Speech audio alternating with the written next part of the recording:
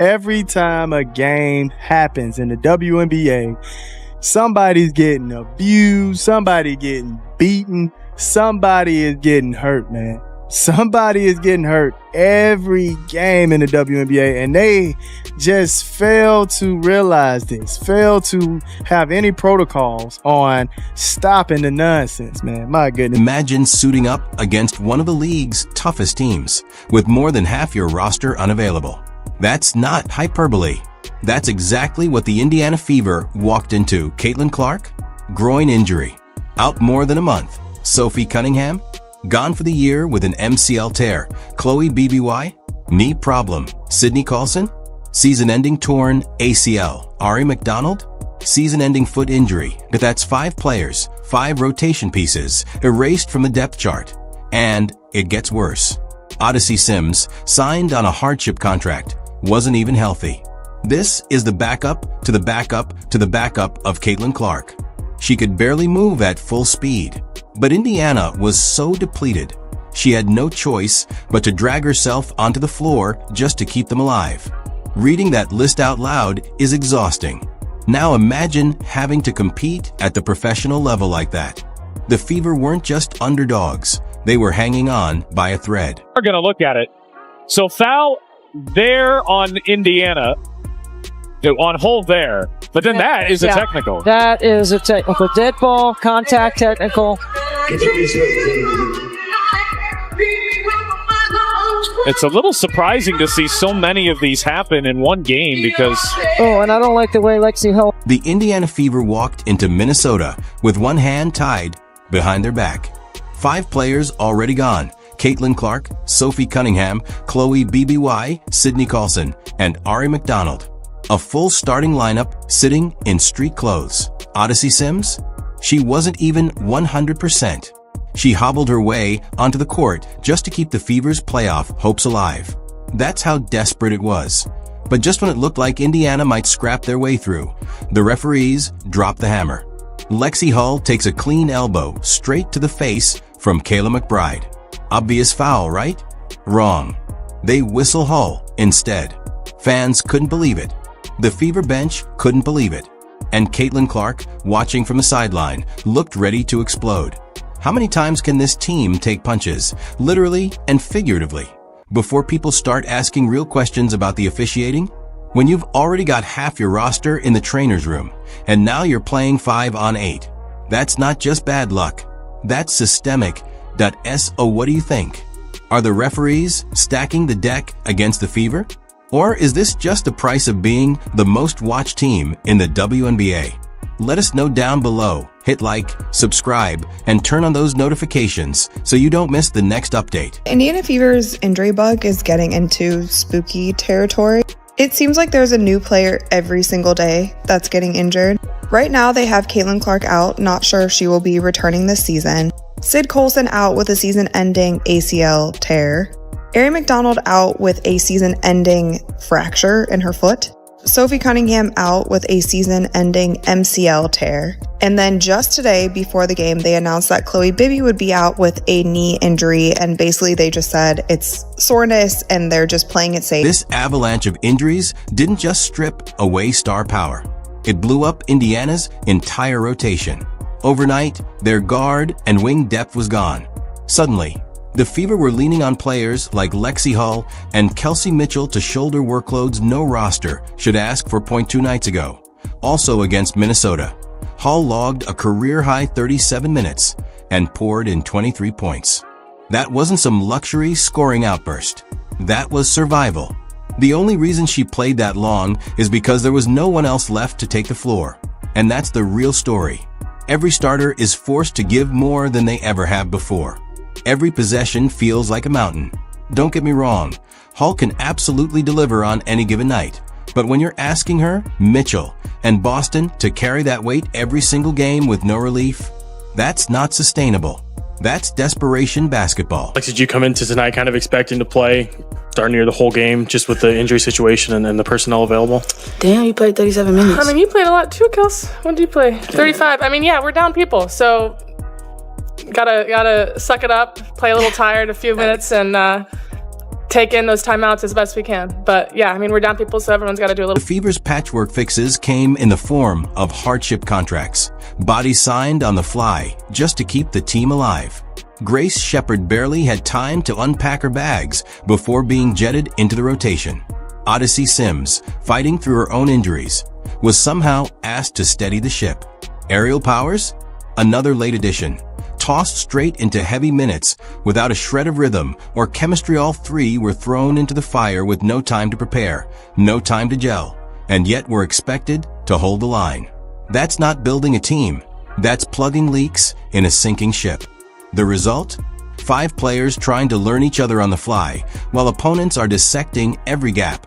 It's hard to overstate how brutal that is for cohesion. Every possession isn't just a battle against the other team. It's a scramble to figure out your own. We've had 3 players in the last, I don't know how many days, and 2 of those players are point guards, so not really. But, you know, at the same time, our ability to make plays out of what we have, right? I think a lot of our spacing allows players to do what they do best, creates opportunities for them to be successful, and then it's just making the right reads and finding the right pass, you know, on time, on target. And some of that is with experience with your teammates, and some of that is instinct. And so we are trying to do as much as we can to put players in position to use those instincts. Even head coach Stephanie White admitted the physicality Indiana faced was different than what this shorthanded roster could handle. But different is putting it gently. Every drive, every defensive stand required max effort from a lineup with paper-thin depth. And still, Kelsey Mitchell refused to fold. She poured in 26 points, slicing through traps, shaking off relentless defenders, and at times looked like she might single-handedly keep the Fever afloat. That's superstar-level grit.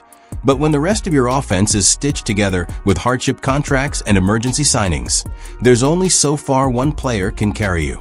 The ceiling is always going to be capped. We were going to end the season with a completely different team than what they started the season with. And even the players that they're bringing in on hardship or that they're signing midway through the season, they're now going down with injuries. The season from hell would be an understatement on this team right now. Because for all the bodies missing, for all the minutes stretched beyond breaking, Indiana still had fight left.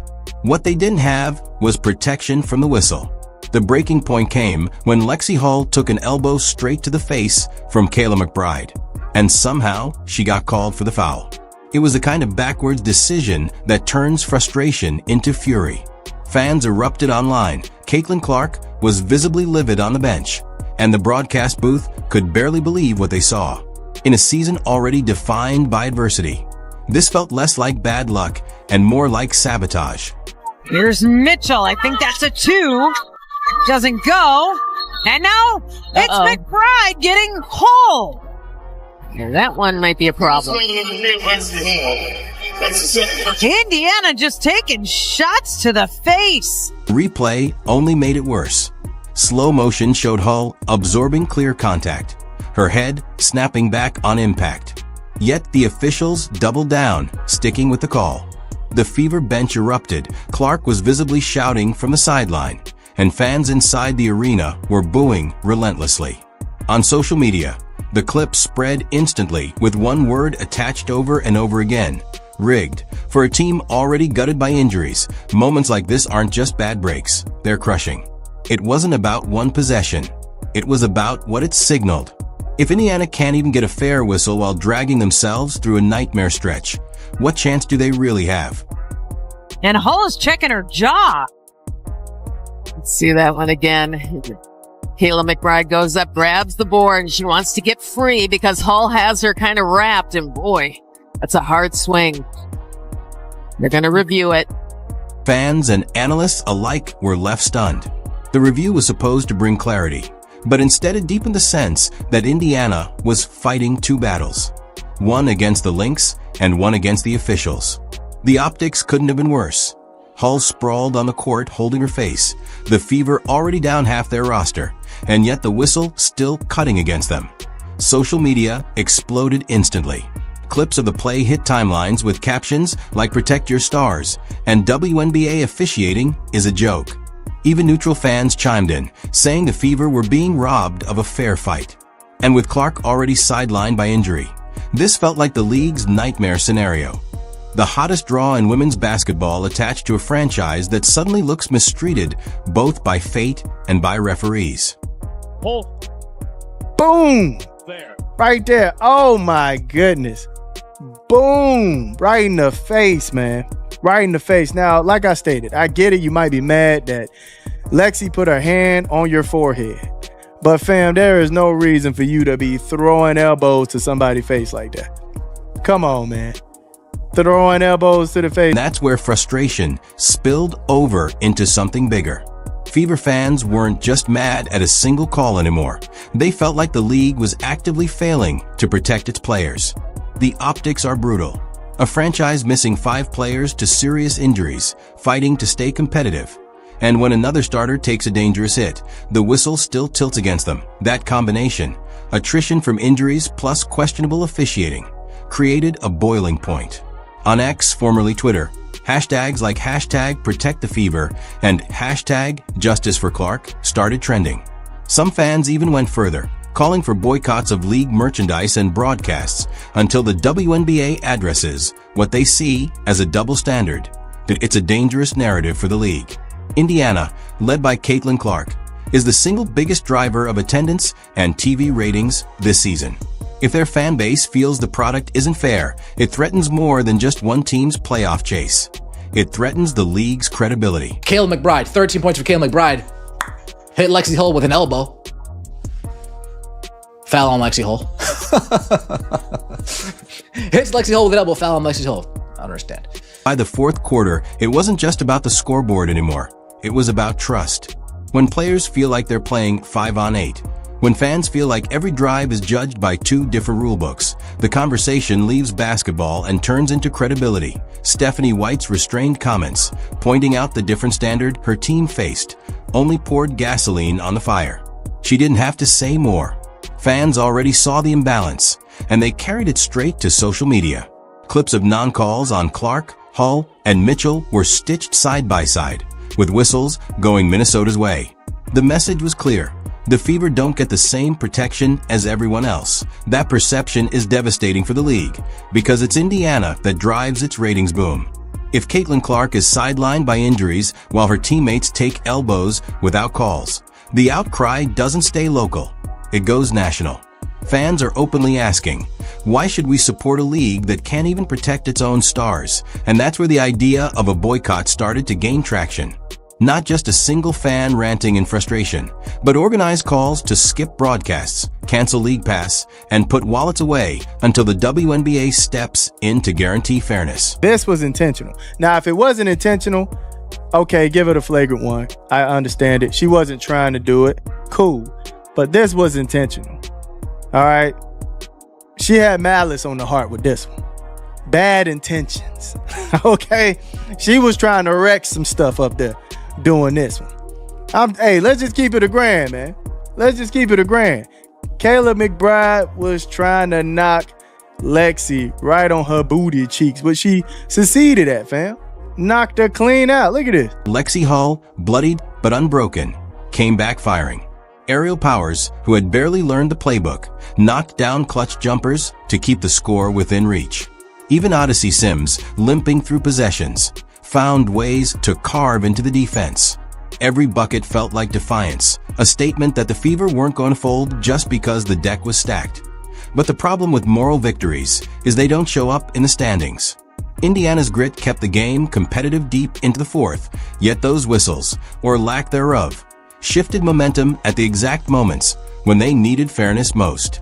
Instead of a chance to seize control, the Fever found themselves clawing uphill, punished for the very toughness that was keeping them afloat.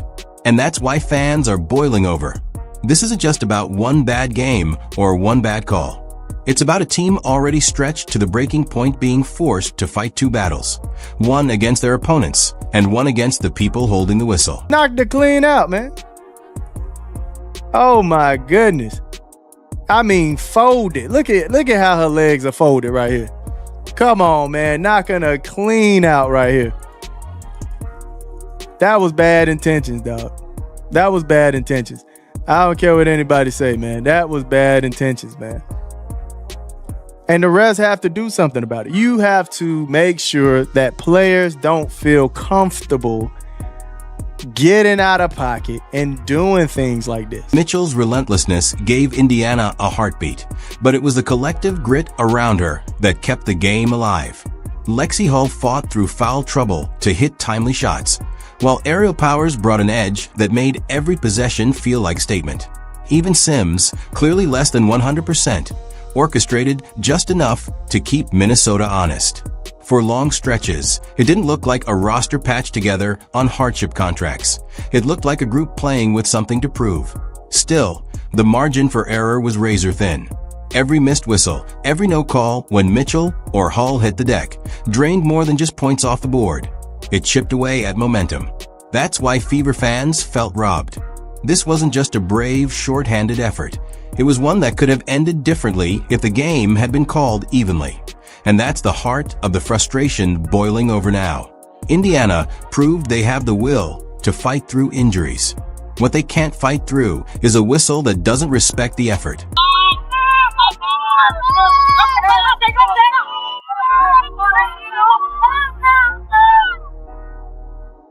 Indiana started this game 9 of 13, but has missed 4 straight until Shea Petty spark was the kind of lift you don't usually get from a player parachuted into a roster mid-crisis. She wasn't just a stopgap, she was a stabilizer. Her scoring gave Indiana a second punch behind Mitchell, and more importantly, her poise on the floor bought the Fever time to breathe when the game threatened to spiral. For a team that's been running on fumes, that mattered. Moments like that remind you why fans have clung so tightly to this group. Indiana isn't winning with overwhelming talent right now. They're winning moments through sheer resilience. Every unexpected contribution, whether it's Hull grinding out career-high minutes, Sims gutting through pain, or Petty stepping into a role she had no time to prepare for, reinforces the idea that this roster refuses to quit. And yet, it's also what makes the officiating sting so much more. The Fever are doing everything possible to survive the storm, only to feel like the league itself is stacking obstacles against them.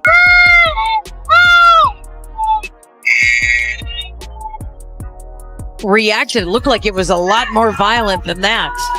It still got to hurt, though. The pass from Williams. Oh, Collier is blocked. Together, those efforts painted a picture of survival basketball.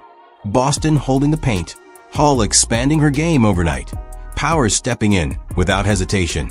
It was less about clean execution and more about refusing to give in. This wasn't the polished Fever that fans dreamed back in training camp. This was a patched-up roster, taped together with hardship contracts and sheer willpower, clawing to prove they still belonged on the floor. And yet, that's what made it so frustrating for Indiana supporters. When every player is giving more than they have, when stars are sacrificing and role players are reinventing themselves mid-season, the least you expect is a fair whistle. Instead, it felt like the officials tilted the scales against a team already running uphill. For fans, the message was impossible to miss. Indiana is doing its part to keep the fight alive. So why does it feel like the league isn't protecting them in return? Dribble. Carrington got a piece of it. Powers gets it back. Second attempt. Up and in. And she's fouled. The basket. And then she's just fighting and battling for her shot. Because that's the hinge point. A team running on fumes has already shown it can stand toe-to-toe with contenders. Drop the league's most electric playmaker back into the lineup, and suddenly Indiana isn't just surviving, they're dangerous. Clark's vision, shooting gravity, and sheer star power don't just boost the box score. They stabilize the entire rotation. They let Kelsey Mitchell breathe. They free up Aaliyah Boston inside. And they restore balance to a roster that's been stretched past its breaking point. Fans know it. Opponents know it. The league knows it. That's why every practice update, every rumor, every whisper about Clark's groin injury becomes headline material. Because in a playoff race this tight, her return isn't just about one player. It's about whether the Fever's story this season ends as a gritty survival tale or transforms into something far bigger. Sophia!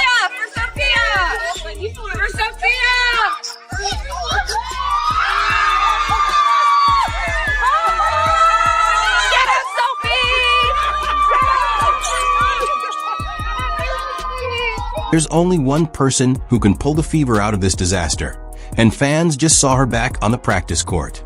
Caitlin Clark showed up in Minnesota, not cleared to play yet, but finally moving with her teammates again. That sight alone shifted the energy around this team. After weeks of watching from the sidelines, just walking into shoot-around gave everyone a sense that a turning point might finally be coming. For a group battered by injuries and inconsistent play, seeing her suited up with the team again was like a lifeline. The crowd noticed. Her teammates noticed. And suddenly, what felt like a season slipping away now looks like a countdown. Because Clark isn't just another injured player working her way back. She's the engine, the magnet, the piece that turns Indiana from scrappy survivor to legitimate playoff threat. Every clip of her jogging, every warm-up jumper, every small sign of progress becomes breaking news because fans know the moment she steps back onto the floor, the Fever's entire trajectory changes. This team needs Caitlin Clark to come back in the worst way. Not only if they want to save this, if they want to even play in mid to late September. This isn't a playoff team, what we're watching right now. This isn't a playoff team. This is a Kelsey Mitchell, please save us team.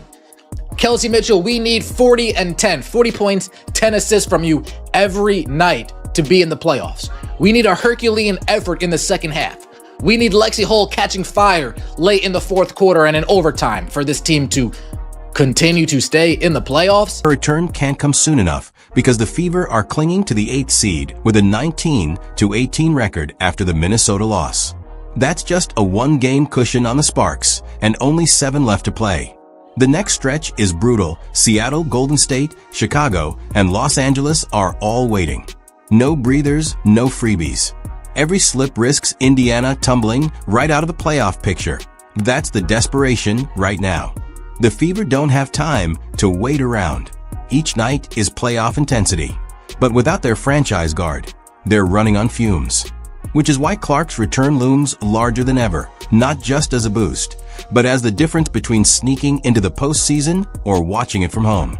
We got our best indication yet that Caitlin Clark is on her way back toward a return for the Indiana Fever. That's because she was seen participating in shoot-around before the Minnesota Lynx game. Now, that doesn't mean she's playing. She's still out for that game, and she hasn't returned to full practice yet, but she is back on the court with her teammates. This coming on the heels of Stephanie White saying she hopes that Clark would return to the lineup before the regular season is out, and that when you see her participating in practice, you will know she's on the way back. That's why Clark's shadow hangs over every game. Without her, Indiana is surviving on grit, patchwork lineups, and hope. With her, the entire geometry of the court flips. Defenders stretch out to guard her range. Boston gets cleaner looks inside. Mitchell suddenly has space to attack, and even role players like Lexie Hull or Sophie Cunningham can thrive in lanes that only exist when Clark is directing traffic. It's not just about her scoring. It's the gravity she brings, the sense that every possession has purpose again. That's why fans aren't just watching the standings. They're watching her body language in warm-ups like it's the stock market. One smile, one sprint, one jumper without a grimace becomes a headline of the night. The Fever are holding on by a thread, and everyone knows it. Clark isn't just their star. She's the difference between scraping by and actually believing in a postseason run. So you see Caitlin Clark, this video captured by Chloe Peterson at shoot-around. You can see Caitlin doing some work right there, just, warm-up work, back and forth on the court, but nonetheless on a basketball court. It's been a long time since we've seen Caitlin Clark on a basketball court. Certainly a long time since we've seen Caitlin Clark play basketball. Then there was a little bit more footage here, and you see Caitlin involved on the floor yet again, even handling the ball, working with her teammates. I mean, that's an important sign there to see her working with her teammates. What Clark brings isn't just points. She elevates Boston and Mitchell by creating easier looks, calming the chaos, and making Indiana look like a true playoff team again. No hardship signing, no patchwork lineup can replicate that. Her return isn't just another player coming back from injury.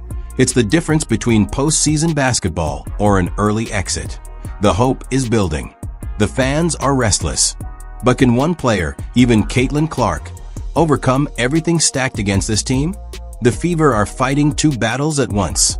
Every opponent on the schedule and every questionable whistle that chips away at their resolve.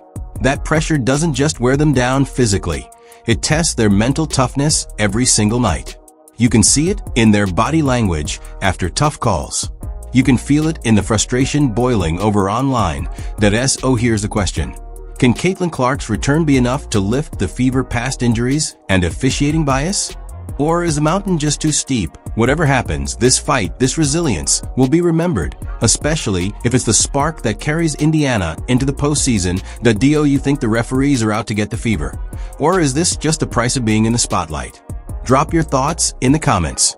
Don't forget to like, subscribe, and turn on notifications so you never miss an update. And if you want to know what's next when Clark finally takes the floor again, click the video on your screen. We'll see you there.